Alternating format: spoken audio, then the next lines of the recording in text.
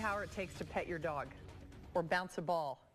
A new show takes a closer look at simple things we think we know how to do. Why do they ever give me props?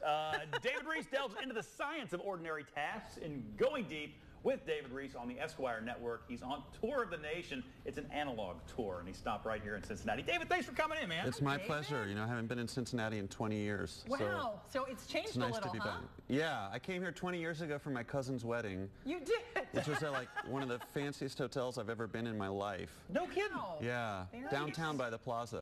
Excellent. Okay. And so when we were planning our analog social media tour, driving across the country, putting up flyers, I said, I really want to go back to Cincinnati because I have really fond memories of Cincinnati. That's great. Well, now it's an analog social media tour. You have to explain to people what that means. It's great funny. idea. Well, if you're old like me, you remember the days when social media meant putting up flyers or putting a little, you know, tear off tab sign on a pegboard. It wasn't about Facebook and Twitter, which that stuff always just makes me depressed and anxious. So when we were thinking about promoting the show, we thought we can do social media, but let's do it the way we did back when we were kids in high school, talking about our bands or trying to get people to go see our band shows. And you're driving across the country. We rented a van and we put a wraparound on it, you know, like says the name of the show, and it's going to be on November 11th on the Esquire network, and we have 8,000 flyers that we have to put up in 12 days. So if anyone wants we'll hang a couple for you. I would really appreciate that. Yeah, we'll put some up here. But tell us a little bit about the show. What gave you the idea of looking into something like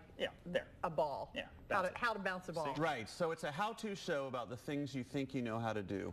And the goal of the show is to take tasks or everyday things that you do without thinking about them and really analyze the science of them and figure out the best way to do them. And it's kind of based on my pencil sharpening book that I wrote called How to Sharpen Pencils, because I have a pencil sharpening business where people pay me to sharpen their pencils really well. For real? Yeah, yeah, totally. Are you pulling my leg? No, I've done like 2,300 pencils. Wow. Yeah.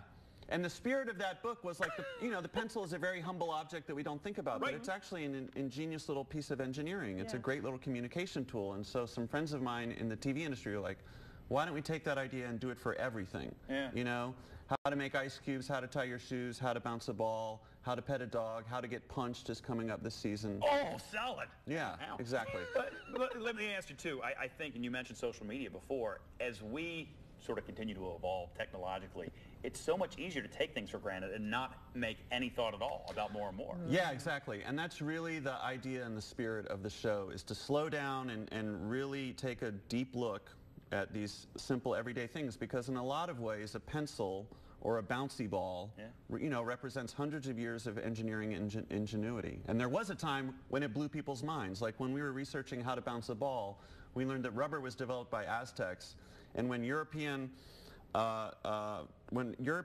rubber for the first time and saw it bounce, they actually thought it was possessed by evil spirits. Really? Because they'd never seen anything like it before. Yeah. They thought it was a devil ball. But now it's so familiar to us that we don't think about it. Of course balls bounce, of course rubber bounces. And so that's kind of what's driving the show. What makes it so hard to make toast? Well, there's the moisture content, there's the type of bread you're using, there's the particular toasting technology or the application that you want to apply, the application of the toast. Like, are you going to have a dry piece of toast to absorb the tomato in a BLT, or do you want a moister piece of toast to eat on its own or with a little avocado? There's a lot of factors that go into it. And someone like me growing up, my mom always served really dry toast, and I couldn't stand it. It was like eating, I don't know, a skeleton, a burnt skeleton or something. Which is not good. Which is not good, no. Right. That's so cool, though. You're going to be getting some help on the show, too, right? You have some guests that come in. Oh, yeah, I don't know much about anything. So we interview scientists, anthropologists, historians, and people who are experts in their field. Like, so for How to Make Toast, we met with the president of the Vintage Toaster Collectors Society of America. Oh, fun. And he brought all these great antique toasters to show us, like, when toasters actually used to be very dangerous because they were just basically exposed heating coils and, and shoddy electrical engineering. Like, toasters kind of used to be like death machines. So we love meeting with science. We did an episode on how to do the dishes, and we went to NASA to meet with a woman who's the director of planetary protection. She's in charge of actually cleaning the Mars probes that go to and from outer space. That's so great, man. To make sure that we don't take Earth germs into outer space and we don't bring space germs back to Earth. I'm so excited about this show. How do you guys come up with the ideas? I mean, you literally just kind of sit around brainstorming? There's a lot of brainstorming with the producers, and for us, we know we have a good episode if when we say the title to someone, like How to Bounce the Ball, they think, there's nothing I could learn about that. Right. This has to be a joke. And then you learn it's a devil ball. Right, and then you learn Satan is everywhere. No, that's not the point of the show. That's not the point of the show? I want to be clear, my parents will get really upset. All right, all right. Well, Oh my we've got. Can I have one of the flyers? Yeah, totally. Okay, we're going to put up the flyer. Okay, great. David, awesome. November 11th.